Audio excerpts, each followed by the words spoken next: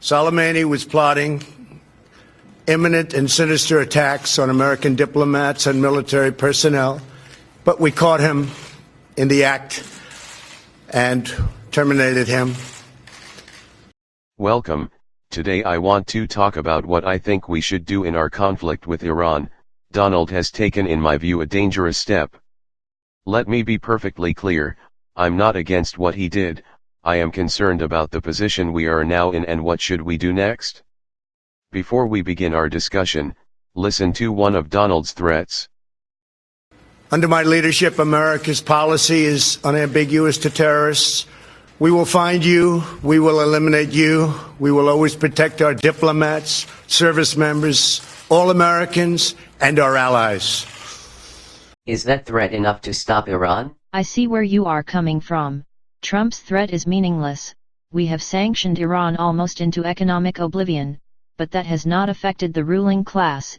It has affected the working class and created hatred towards the U.S., because the brunt of sanctions have affected them.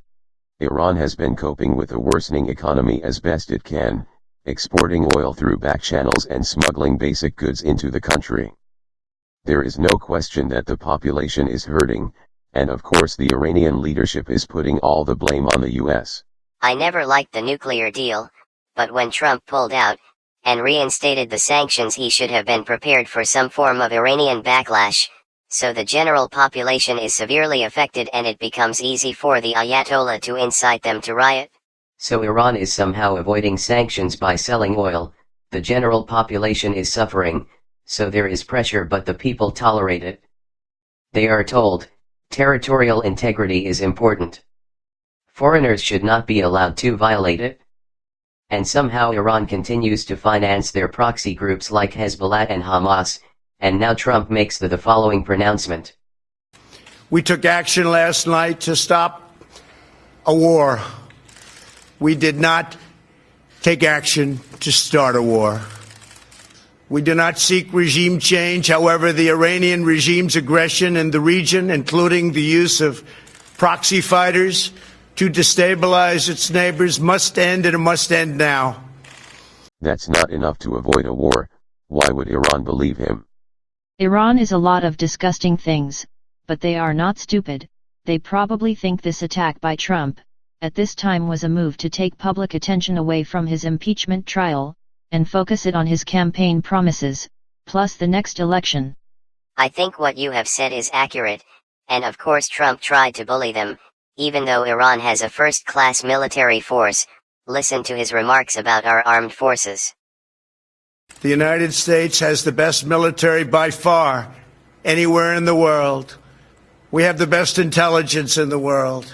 If Americans anywhere are threatened, we have all of those targets already fully identified, and I am ready and prepared to take whatever action is necessary. And that in particular refers to Iran.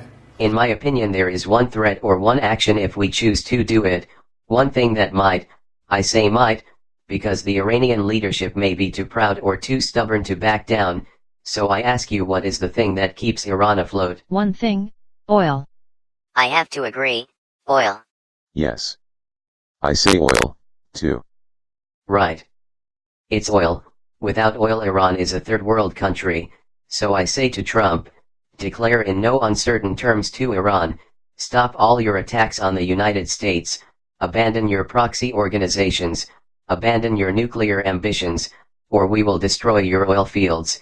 We, the United States of America, will scorch the earth of those fields. That's what Donald should say. The rest of the world will not be happy. China and Russia will definitely not be happy. I think if Trump makes such a declaration, the rest of the world might actually tell Iran to behave. Suppose Iran ignores Trump and does something stupid.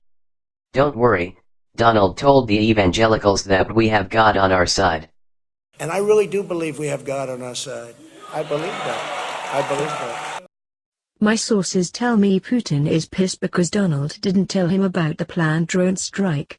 Kim is pissed because Donald is ignoring him. The Iranians are pissed, but won't do anything for a long time.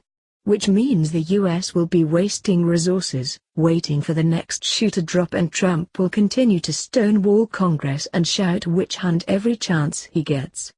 Thanks for wasting your time watching.